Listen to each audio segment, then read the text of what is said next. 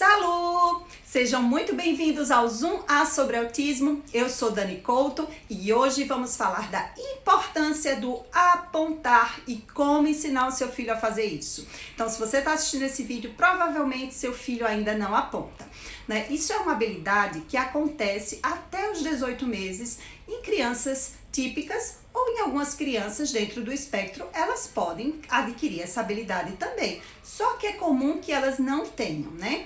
A gente sabe que elas têm dificuldade de gestos sociais e isso é um gesto social, né? A gente compartilha coisas mostrando o que é que a gente gosta, né? A criança na rua ela aponta, né, para algo que é interessante para ela, ela pede quando ela não tem ainda esse desenvolvimento da fala, ela pede apontando e a gente precisa fazer isso com os nossos pequenos que ainda não apontam. Por quê? Isso vai facilitar com que ele tenha um pouco mais de interação social, que eles consigam se expressar e que eles entendam que é muito bacana eles se comunicarem e terem algo em troca, né? Eles começarem a entender por que a comunicação é importante. E como que a gente vai fazer isso? A gente vai, primeiro, não deixar tudo ao alcance das crianças, né? E aí você deve estar se perguntando, mas meu filho vai ficar com sede, porque eu coloco a aguinha dele lá num canto, né? Não, seu filho não vai ficar com sede. Apesar da gente saber que crianças dentro do espectro, elas podem nem perceber que estão com sede, com fome, e a gente tem que oferecer, a gente tem que trazê-las para comer. Você vai continuar nos horários das refeições, oferecendo água também para ela, né? Relembrando que elas precisam disso, mas de uma forma um pouco diferente. E aí a gente pode estimular essa questão do apontar. Eu trouxe aqui um trenzinho do meu filho, seu primeiro hiperfoco, e a gente usou muito isso para que ele aprendesse a apontar. E aí a gente deixa esse trenzinho, o objeto que ele mais gosta, com acesso para ele, né? Não pode colocar num armário que ele consegue escalar, porque eles são perigosos e gostam de ser independentes e buscar o que eles querem.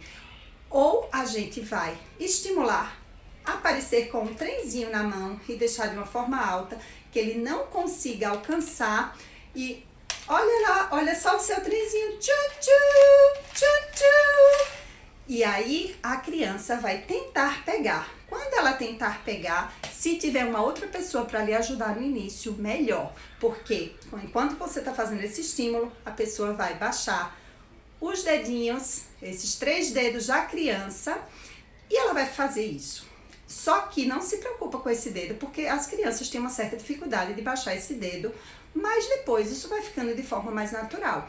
E quando baixar, e quando a criança fizer isso, entregar o trem imediatamente.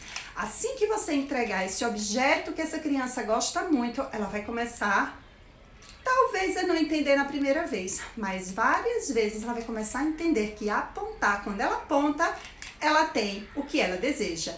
E aí a gente pode fazer com várias coisas. A gente pode fazer isso com a água, deixar a água, apresentar a água. E aí ela quer água, ela quer um suco, né?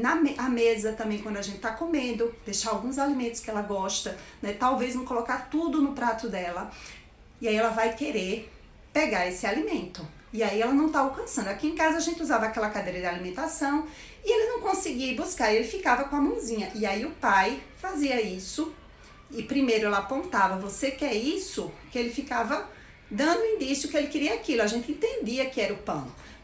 O que é que você quer? Isso aqui? Aí ele apontava o pão. Aí eu fazia isso e apontava para o pão. Quando eu fazia isso, a gente já entregava o pão para ele. E ele foi começando a entender a importância de apontar. E aos poucos a gente vai fazendo com tudo. A gente pode pegar uma caixa de brinquedo transparente e colocar no lugar alto, porque ele vai querer pegar essa caixa. Ele vai querer, por exemplo, um bolo gostoso que você faz sempre. E aí você coloca no lugar de acesso, você fala, você vai querer o bolo da mamãe? Coloca em cima da geladeira. Ou você fica estimulando também coisas na rua, sempre apontando, e sempre você faz um modelo também. Aponta na rua, e aí tá passeando num parque, tem um pato, olha o pato, quá, quá, quá, quá. E aí depois, outro dia você nem mostra e tenta ver se ele vai fazer, se ele vai apontar ou se ele faz isso para você fazer esse movimento. Então, criando oportunidades para que ele possa, para que a gente possa ensinar a fazer o suporte, né? E aí, quando a gente faz esse suporte, depois ele vai fazendo sozinho. E aí, hoje, meu filho já aponta para as coisas na rua, ele aponta para o que ele quer, né? Hoje a gente está trabalhando outras técnicas, mas ele utiliza o apontar, né, para poder mostrar o que ele quer. E às vezes a gente tem que se fazer desentendido também. Aí a gente não sabe, para que ele se esforce para poder apontar, para poder a gente entender o que é que a gente quer. Porque a gente tem, muitas vezes as mães e os pais já tem, acho que, uma leitura do que é que o filho quer, né? Mas aí a gente, mesmo a gente sabendo, a gente tem que fazer com que eles se esforcem para se comunicar. E a gente também pode usar imagens, né? Crianças gostam muito de imagens e as crianças dentro do TEA, elas realmente são muito visuais. E aí também usar a imagem e aqui esses livrinhos que a gente pode colocar o dedo e fazer o barulho. Mas se você não tem acesso a esses livros, pode usar um livro normal ou também tirar imagens da internet, porque fica bem baratinho.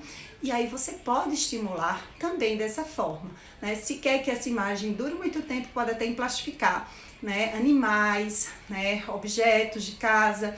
E aí quando a gente vai mostrar alguns animais, por exemplo, a gente pode estimular com sons, né? Aqui tem um gatinho, por exemplo, eu começo a mostrar os gatos, né? E aí eu vou apontar primeiro e eu faço um barulho. Miau! O gato faz miau, e aí ele vai querer pegar a sua mão e colocar aqui. Aí você pega a mão dele, faz isso e faz com que ele coloque o dedinho dele. Ele fazer, com que ele faça. E aí quando ele fizer isso, você faz miau, só que cuidado, depois ele pode usar o seu dedo, ou aliás, o seu dedo e o dedo dele como se fosse um botão, né? Como se fosse uma máquina que você clicasse e fizesse miau. Aí você vai mudando. Você clica, um gato preto. E aí depois você pode em outro momento fazer miau, né? Que bonitinho, aqui tem outro gato. E aí você vai fazendo com que ele tenha esse hábito de apontar. Depois que meu filho começou a apontar, ele começou a disparar na rua e fazia. Parecia um maestro, né? Então, isso é muito gratificante, a gente ver o nosso filho se comunicando. Eu, inclusive, quero agradecer a Ana Montenegro, né, fonoaudióloga, né, que é doutora em linguística, que nos ensinou esse gesto de apontar. Isso facilitou muito a nossa vida. E se você achou que esse vídeo foi interessante para você e se puder compartilhar para outras famílias, para que elas possam vê-lo, você também pode se inscrever e ver os próximos vídeos. E se realmente gostou, dá o seu joinha e até o próximo vídeo. Tchau, tchau!